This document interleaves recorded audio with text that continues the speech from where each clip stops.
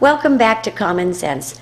I'm Representative Patricia Morgan, and we have with us today Representative Sherry Roberts from Central Coventry and West Greenwich District 29, a Republican colleague. Sherry, we were talking a little bit about Central Coventry Fire District, and I really just want to kind of put a bow on that for our listeners. That actually has been going on for 5 years, and your predecessor, Lisa Tomaso, was one of those representatives who did everything she could to stop reform from happening in that fire district. The people there were looking at a 65% excuse me, tax increase, and they just didn't want to hear anything about it up there in the State House, and she was an integral part in trying to keep that tax increase and the cushy benefits and pay in place. And I am just so thankful that you came along and looked at the people in your district, the average families, and understood they needed a break. And you've been just terrific at supporting the people in Central Coventry. Thank you. Right? Yes. And I'm sure that when you were going and doing this survey, that's something that did come out. When they're talking property taxes, they're talking fire taxes as well. Yes. Yeah, that's been clearly a big issue in the district. You know, everybody's got all kinds of ideas, but you have to really look at the situation and try to determine what the best thing to do is. It's not an easy, there's no easy answer, really. But whatever they choose to do is what I'm going to support. If they say they don't want any more taxes, they want them to go down, then they need to be heard. That's what they want, and if they elect you to a seat, that's what you do. You don't go against their will. And you've been a really great advocate for average families having some control over their lives, not just their money, but also their children. I know that you put in a bill on the HPV virus or vaccine. Correct. You want to explain a little bit about that? We actually did a program not too long ago, so hopefully people were listening to that program. But this was about parental rights. Yes, I think the Department of Health, they just mandated it so that parents are required to get this shot in order for the kids to stay in school. Well, it's the parents' right to decide what's good for their own kids.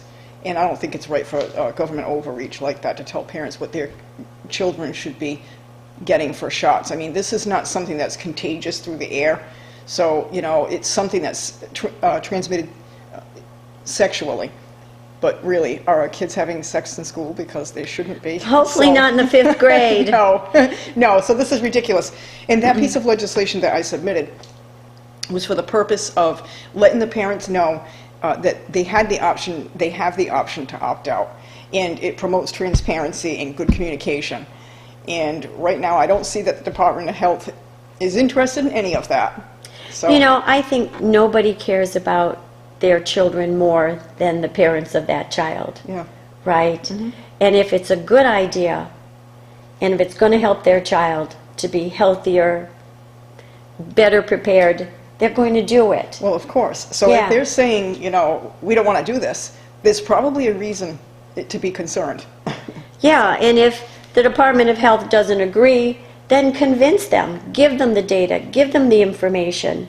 Don't just mandate it because you know better than everybody else. There's a real disease in our state government right now. I think that they know better than the rest of us how we should live our lives. They know how we should spend our money. They know what we should do with our cars. They know what they are going to force us to do things with our children. We did a program, and that vaccine, though it may be good for a lot of people, is bad for a significant number. And parents need to know about those dangers before. Yes, and that is also included in the legislation, that they should include that information when they notify the parents what the risks are with taking that vaccine. Yeah. Good ideas sell themselves, though. I think if you have a good idea and you present all the data and all the reasoning to people, if it's a good idea, they'll agree with you. The toll law, they hid the data. They didn't want to give the reasoning. they couldn't sell it to the people because it was a bad idea. It absolutely was. The good thing on that, though, is that I think this year, the next election, I really believe this is an opportunity. People should not lose hope.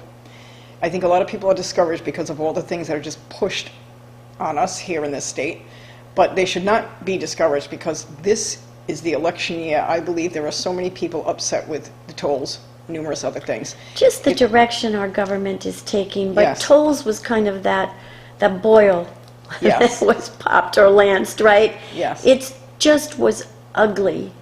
The way it was done, the effects on average families that it's going to have, that I think, I'm hoping that people won't forget it by November, and I'm hoping in the meantime that people stand up and reach out and say, how can I help? Can I run for office? Because we need folks to run. Yes, absolutely. There are some new faces coming forward, and we need to continue to, I think anybody who voted for the tolls, it's time to go because it's time to work for the people. This is our opportunity, this next election, to get out there and vote in some new people, keep the ones that are good. Like you. We know, and you, we're on the people's side. But there's a lot of people, as we know, that are in it for self-interest. They need to go. So, And let's just talk about that, because you ran for the first time out of the blue 2 years ago, right? yes, Hadn't been involved in politics, just knew that you wanted to make a difference for the people in your district. You saw things that were broken, you wanted to help fix them. How hard was it to run? It was Don't make it too bad now, because No. we're trying to talk people into it wasn't- stepping up. Oh, I know. No, it's worth it. It is a lot of work.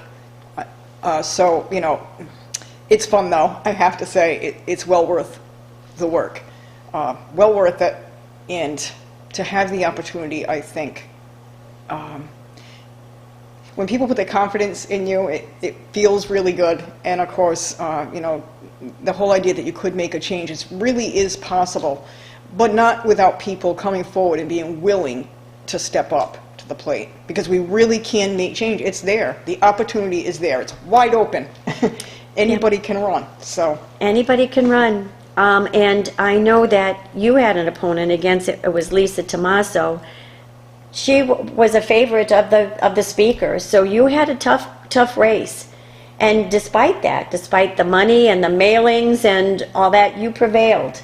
And you prevailed because you were there for the average families, Yeah, and trying to help them. yes, and I will continue to stay there. For And the there are average more family. people, I'm putting a pitch in here, there are more people who can step up. You don't have to be a political wizard, you don't have to have been involved in government in the past. You just have to have that willingness to help average families to get ahead, to have secure lives. You've done a great job so you. far, and I'm sure the people are going to respond to that, despite that bullseye that's on your back because you voted against the toll law. That's okay. I love the bullseye. It just challenges me to keep on working harder for the people. That's all. All right, and you've done other things for your district, so we're going to take a break right now. We're going to talk about some of the other things that have been percolating in the State House with your help.